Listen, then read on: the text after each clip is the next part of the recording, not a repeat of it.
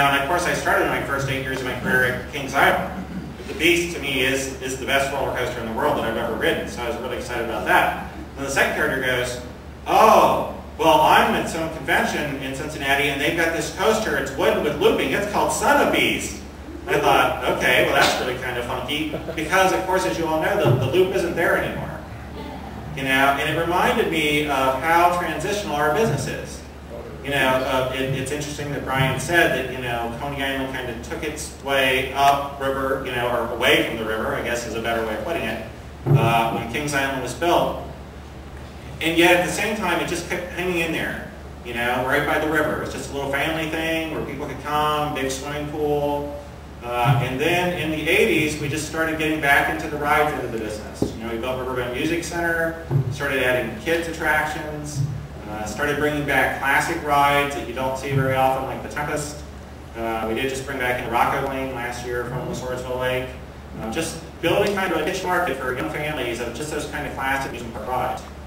In the 1800s, this is our 122nd year of something happening on the Ohio River. Did have two coasters right out of the gate. One of them was kind of like it reminds me of the mine car ride at Disney. That's how it kind of looks. It's called the Dipper. But the coaster that really made Coney blossom was the Wildcat, which was built in 1926.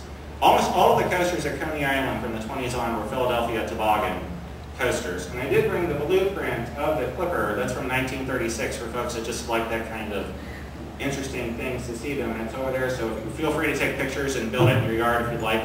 And, but that was certainly for 20 years the biggest coaster at Coney Island was the Wildcat, and it was certainly, as you can see by the track, it you know, crossed over itself a lot. That's actually the Clipper, I'm sorry. But so did the Wildcat. The Wildcat was one of those coasters that crossed over. I should ask this question right from you, go. Who's all been to Coney Island? Raise your hand.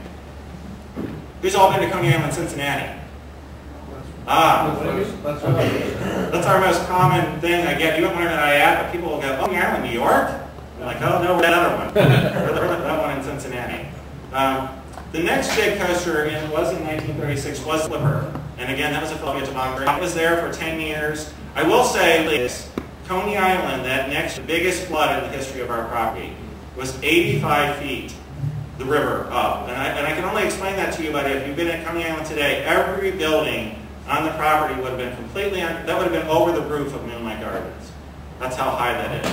And I can only really relate it to my worst flood ever was in 1997, and that flood was only 65.5 feet. It took us 2 weeks of boating into the property to get in to clean that up. And I'll never forget he's got pictures, great. I'll never forget the first time coming in on the boat, and there was a 17-ton trailer sitting on top of the scrambler ride. You know, and you were just like, wow, holy moly. You know, it's just, it is just amazing what the floods can do. So they were going to build that coaster, well, it took all of their wood, you know, downriver. And if you've ever seen the pictures, we have a little museum at Coney Island. If you come in and see the pictures of the 1937 flood, you'd be surprised they reopened. You know, not when that flood happened in April, and they reopened in June. And I mean, every building is flattened like a pancake. You know, the coaster hills are all knocked down.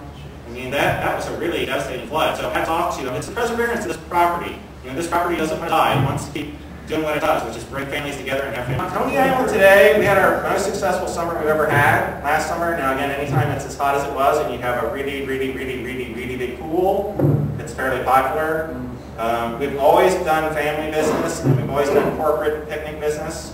And then, of course, anybody here in the Riverbend Music Center, which is the other part of our business, which is music. One of our 4 new things this year is a new amphitheater that's a swimming canoe. We also put in a geodesic dome that's got Eurobungee in it, which is the kind of trampoline thing where you get hooked up to rubber bands and launch through the roof.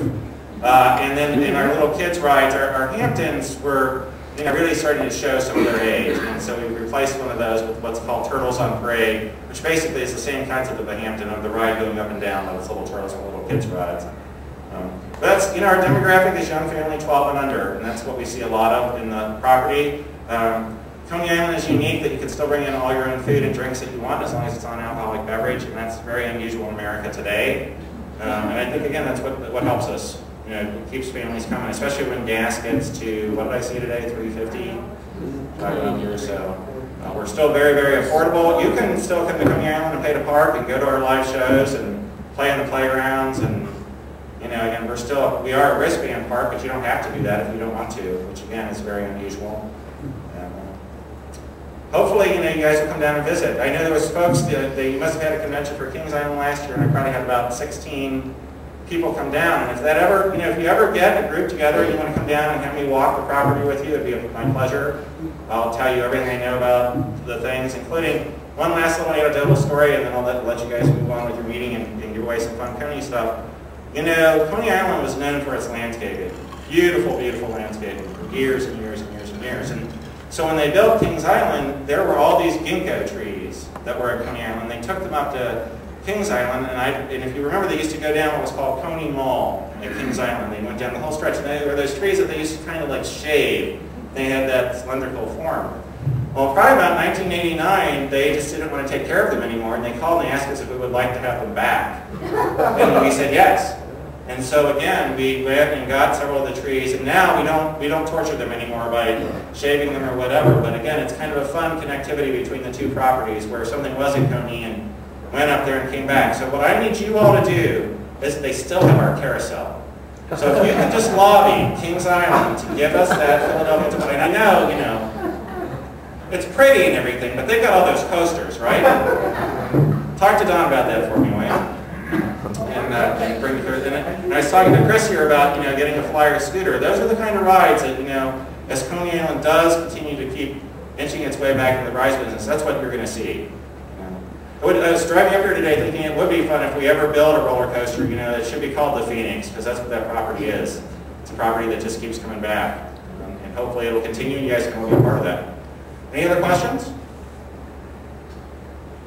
Ryan, you want to give away some stuff?